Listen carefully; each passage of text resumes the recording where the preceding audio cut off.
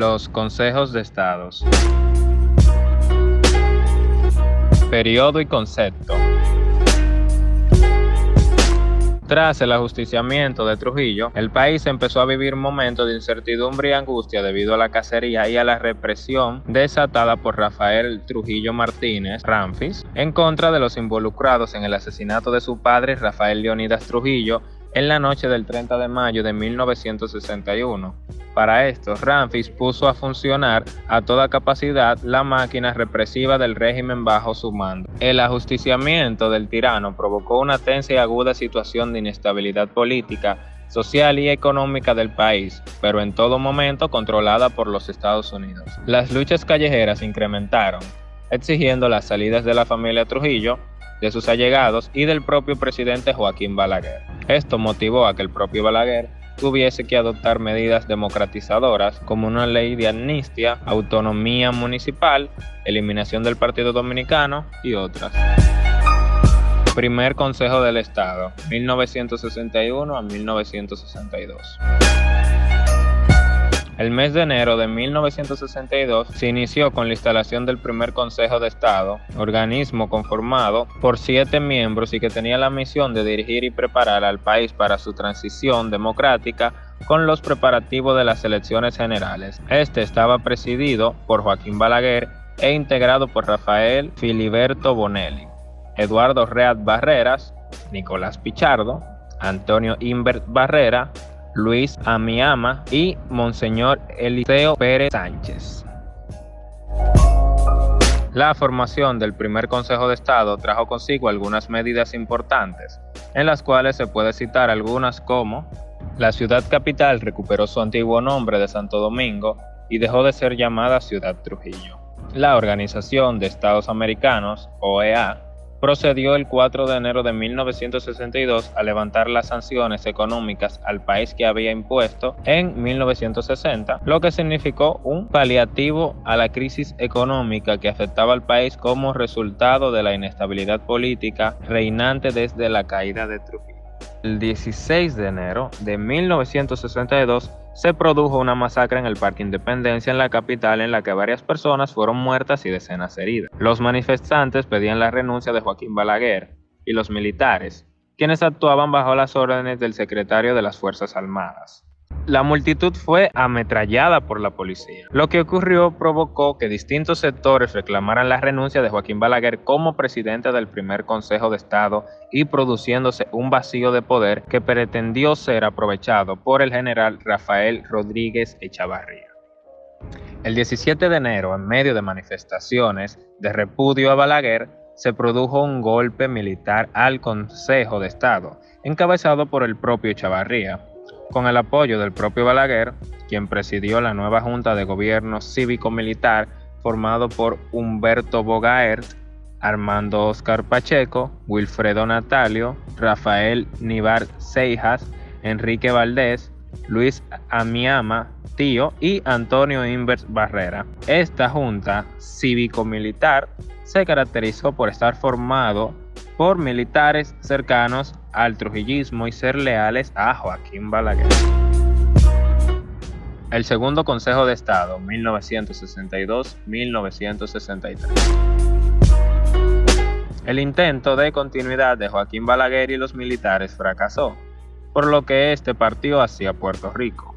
En marzo de 1962, en una negociación mediada por la Iglesia Católica, la salida de Balaguer provocó gran algarabía en la población, que la consideraba principal figura de la dictadura que permanecía en el país y que veía con buenos ojos al nuevo gobierno.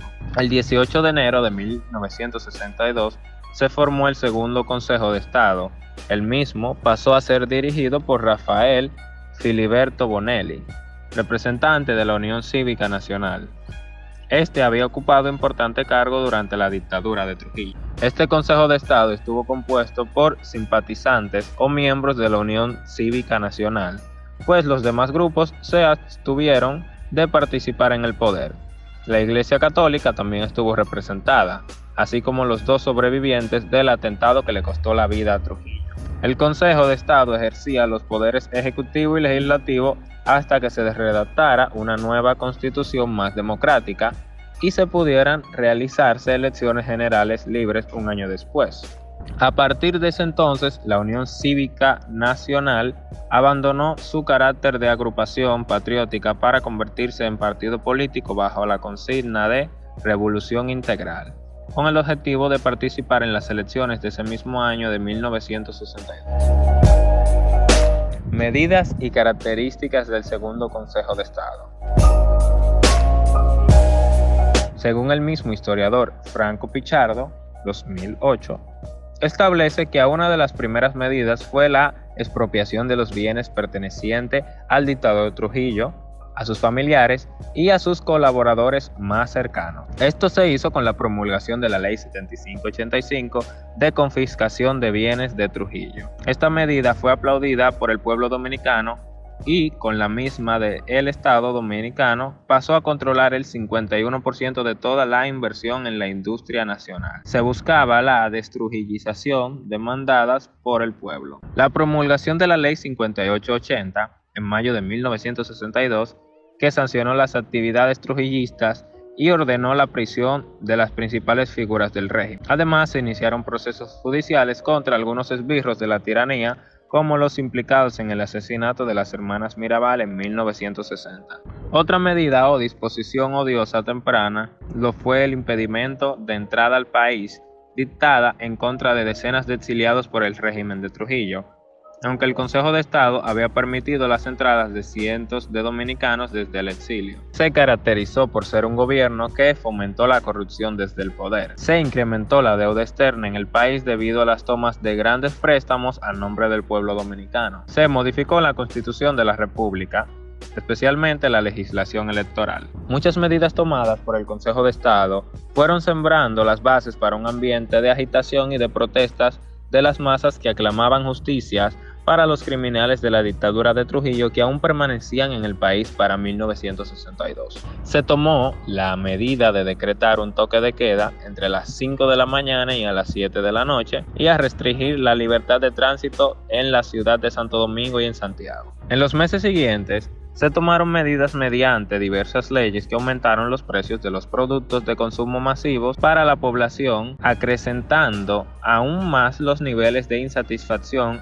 y de protestas entre la población dominicana de ese entonces. También estas medidas, que afectaron de forma sensible el nivel de calidad de vida de la mayoría de la población, aún más con el ambiente de protesta en que se vivía, y sirvieron de cultivo para el surgimiento de un amplio movimiento huelguístico en la República Dominicana. Con la ayuda de un préstamo del gobierno norteamericano, el Consejo de Estado elaboró un plan de emergencia para reducir el desempleo, que para esos momentos afectaba a casi el 50% de los hombres y mujeres hábiles para el trabajo en el país. Personajes destacados. Rafael Leónidas Trujillo Molina fue un político, militar y dictador dominicano desde 1930 hasta su asesinato el 30 de mayo de 1961. Ejerció la presidencia como generalísimo del ejército de 1930 a 1938 y de 1942 a 1952 y gobernó de forma indirecta de 1938 a 1942 y de 1952 a 1961, valiéndose de presidentes títeres. Rafael Leónidas Trujillo Martínez, más conocido como Ramfis Trujillo o Trujillo Jr., fue el hijo del dictador Rafael Leónidas Trujillo y María Martínez Alba. Inmediatamente asumió el control de la República Dominicana luego del tiranicidio de su padre. Joaquín Antonio Balaguer Ricardo fue un ensayista, escritor, estadista, poeta y político dominicano. Fue presidente de la República Dominicana en los periodos del 1960 a 1962, 1966-1978 y 1986-1996. Rafael Filiberto Bonelli Fondeur fue un abogado, académico y diplomático dominicano, presidente de la República Dominicana en el periodo 1962-1963. Antonio Cosme Imbert Barrera, conocido como Antonio Imbert Barreras, fue un militar dominicano, presidente de facto de la República Dominicana en 1965. Ostentó el rango de mayor general vitaliciamente a partir de 1962. Formó parte del complot que dio muerte al dictador Rafael Trujillo el 30 de mayo de 1961. Luis Amiama Tío fue uno de los partícipes en la muerte de Rafael Trujillo, dictador de la República Dominicana. Luis Amiama Tío, en su fecha natalicia, hijo de Luis Amiama y Carmela Tío, nació el 9 de noviembre de 1915. En San Pedro de Macorís, secretario particular de Virgilio Trujillo, hermano del tirano Rafael Leónidas Trujillo Molina, fue llevado al mundo oficial empujado por ese cargo. Monseñor Eliseo Pérez Sánchez, el sacerdote que participó activamente en el gobierno que dirigió el país, Consejo de Estado, tras la muerte de Trujillo. Monseñor Eliseo Pérez Sánchez nació en Santo Domingo el 22 de julio de 1891, sexto de los 12 hijos de José Dolores Pérez Chávez y Natalia Sánchez González. Conclusión. Un Consejo de Estado es el supremo órgano consultivo del gobierno que tiene competencias para informar de manera preceptiva sobre las materias que determina su ley reguladora. En estos consejos de Estado se propuso la realización de grandes reformas sociales y su desempeño no llenó las expectativas de la población como gobiernos transitorios.